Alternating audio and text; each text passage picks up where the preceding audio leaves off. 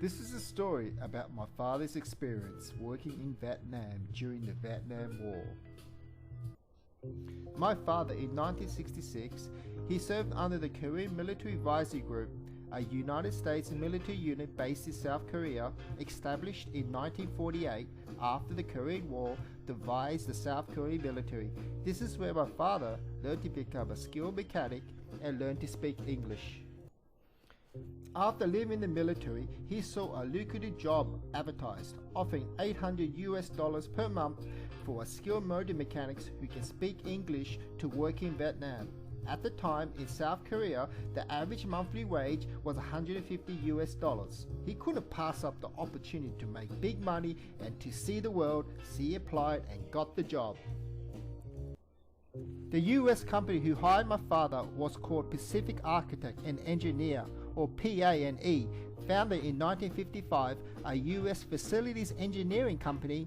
PA&E worked closely with the US military and the CIA in the Vietnam War. They offered services necessary in the upkeep of an army base.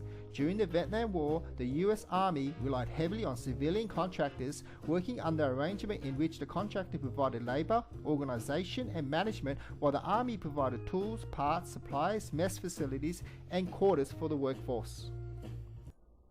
In 1968, my father caught the Pan Am flight from Gimpo International Airport in Seoul and traveled approximately 3,600 kilometers to Saigon, Vietnam.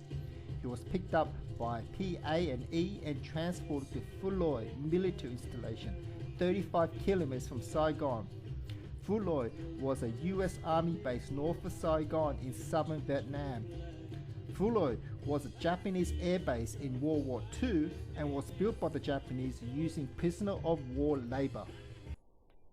Phu Loi military installation was the home of the 3rd Brigade 82nd Infantry Division of the United States Army, specializing in parachute assault operations into denied areas. According to my father, the 82nd Airborne will prepare for deployment in Phu Loi. They'll take the Black Hawk helicopters to Saigon Airport, regroup, and board the C-130 aircraft for parachute assault operations somewhere in Vietnam. My father's job was in the generator contact team. Their job is to maintain 30 generators that powers the installation. The team works in 9-hour day and night shifts, which rotates every week. He was given a hand-talkie, the ancestor walkie-talkie, to communicate within the base. The accommodation was separate to the US Army in large wooden tents connected to a bunker, shared with 10 to 15 men, and close to field toilets and showers.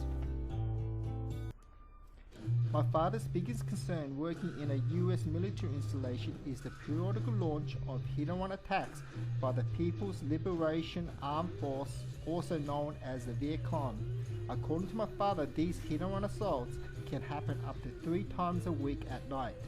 In these attacks, Viet Cong launches around 100 to 300 warheads into the installation from rocket-propelled grenades, or RPG. RPG is a shoulder-fired anti-tank weapon system that fires rockets equipped with an explosive warhead. After each attack, up to 7 people die, and buildings and equipment are either destroyed or damaged. The aftermath of these Viet Cong attacks, the PA&E's job is to rebuild, replace, and repair the base. According to my father, to survive these attacks, you need some good fortune and able to get into a bunker as soon as possible. Fortunately, each tent have access to a bunker tunnel, which takes approximately 2 seconds to get to from your bed. Once a week, the US Army offer return helicopter flights to civilian workers to Saigon, and at Saigon, the war seems to be forgotten in the background. According to my father, Saigon feels like a normal city and people busy doing normal everyday things.